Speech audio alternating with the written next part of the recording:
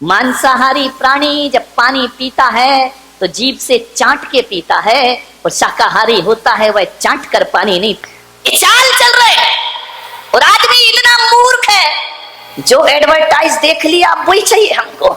जैसी style hair style देख ली हमारे छोरे तैयार, हमारी भी ऐसे ही होना चाहिए।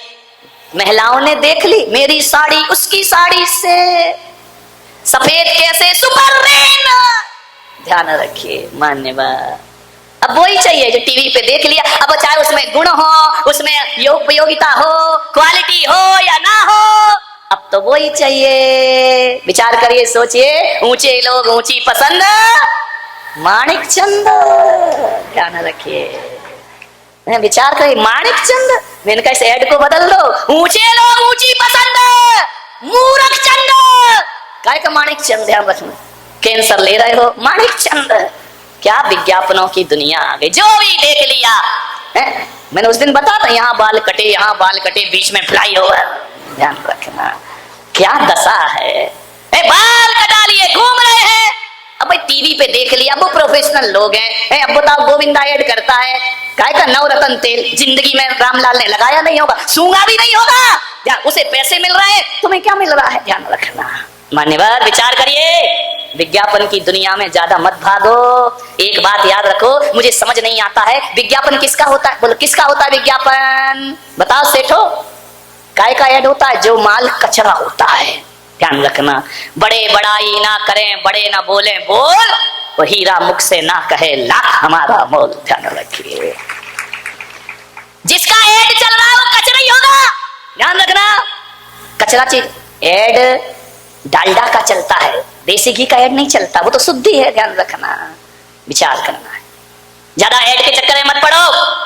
हम समझदार हैं या जानवर समझदार? मुझे समझ नहीं आता है, एक शाकाहारी प्राणी, एक गाय को, एक बकरी को, एक हाथी को, एक घोड़े को कितना भी टीवी पे ऐड दिखाओ कि संडे हो या मंडे, खाओ अंडे, आदमी शुरू हो जाता है। कभी देखा कोई भैंस विज्ञापन देख के अंडे खा रही हो? कभी जिंदगी में नहीं खाया करती। ध्यान रखिए, ये शाकाहारी प्राणी पर कितना भी ऐड कर लो, कितना भी पोस्टर लगा दो, कितने भी बैंड बजा दो, बकरी कभी भी पत्ती के अलावा कुछ नहीं खाएगी। घास, गाय घास के अलावा कुछ नहीं खाएगी। आदमी तो छोड़ो, आदमी तो गाय भी खा जाता है, और गाय का चारा भी।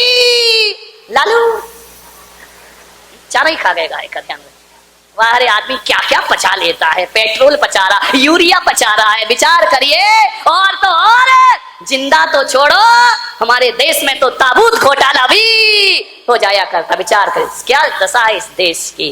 क्या खाना, क्या विज्ञापन के पीछे मत भागो। कितनी भी 21वीं सदी विकास कर ले, बकरी पत्ती ही खाती है, गाय घास ही खाएगी। वे शाकाहारी प्राणी है, इनको लाख कोशिश करो कि मांस खा ले, भूखे मर जाएंगे, लेकिन मांस। इतनी अकल तो जानवर में भी है।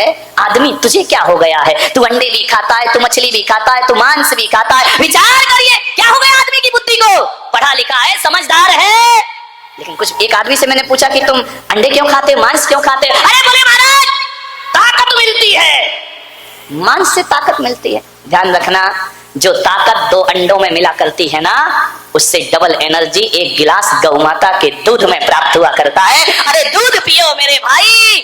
विचार करिए, बच्चों को समझाओ क्या क्या खा रहे हैं। एक बच्चा खा रहा था क्या, अरे बिस्किट बिस्किट क्या क्या आती है बाजार में, पिज्जा आता है, बिस्किट आते हैं, बर्गर आता है, वो खा रहा था। मैंने कहा बेटा गूगल में सर्च कर। उसने सर्च किया, ऐसी चॉकलेट खा रहा था जिसमें लिखा था बीफ, जिसमें गाय का मांस डला हुआ, और जैन बच्चे खा रहे। विचार करिए, आप ध्यान रखिए, आप देखिए आपका बच्चा क्या खा रहा है, क्या नहीं खा रहा है। ऐसा ना हो कि धीरे धीरे तुम्हारा बच्चा मांसाहारी बन करके तैयार हो जाए। आप शाकाहार खिलाते रहोगे, बच्चा मांसाहारी हो जाएगा। अप्रत्यक्ष रूप में जैनियों, तुम्हारे घर में भी गलत चीजों का प्रवेश हो चुका है। ध्यान रखना, परोक्ष रूप में अंडे आ गए तुम्हारी रसोइयों में, खुलेआम तो नहीं आए हैं। कभी पेस्ट्री में, कभी केक में, कभी पिज्जे में, कभी इसमें, कभी उसमें अंडों का प्रवेश हो गया है।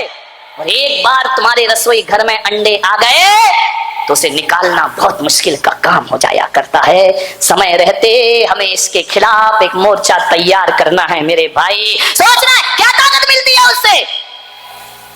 भगवान ने हर पार्ट के लिए एक एक वनस्पति का आविष्कार किया है। कभी अखरोट देखना, अखरोट देखा है? उसका छिलका निकाल के उस अखरोट में जो रेखाएं बनी हैं और जिस तरह से वो बना है, अखरोट को देखो या अपनी खोपड़ी को देखो, एक से बनते हैं, ध्यान रखना।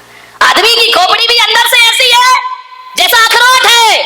इसका मतलब ईश्वर कहता है कि यदि सिर संबंधी कोई तकलीफ हो तो अखरोट खाओ मेरे भाई, तुम्हारे जीवन में आ। बच्चों को समझाइए, आलू खा रहे हैं, अंडे खा रहे हैं, अब आलू खाओगे तो भालू जैसे तो चलोगे ही चलोगे मेरे भाई। ध्यान रखना, हजारों रुपए लाखों रुपए बर्बाद करते हैं जिम जाने में, क्यों? स्लिम बॉडी चाहिए, ये मोटी बॉडी नहीं चाहिए। समझाओ उन्हें, स्लिम बॉडी चाहिए तो स्लिम चीजें खाइए। भेड़ खाओगे, बकरी खाओगे तो कहां से स्लिम हो जाओगे? ध्यान रखिए, स्लिम खाना है ना, भिंडी खाओ, कितनी दुबली पतली होती है बेचारी, बिल्कुल स्लिम बॉडी ऊपर से नीचे तक। भिंडी खाइए।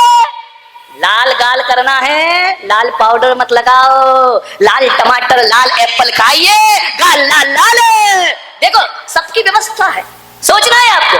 बादाम, ये जो आंखें हैं इनका आकार बादाम जैसा है, ध्यान रखना। देखो तो भगवान की कारीगरी तो देखो, आंखें किसके समान है? बादाम जैसी। आंखों की तकलीफ हो, बादाम खाओ मेरे भाई, आंखों में रोशनी आ जाएगी। काजू, दो काजू को ऐसा करो तो कान बन जाते हैं, ध्यान रखना।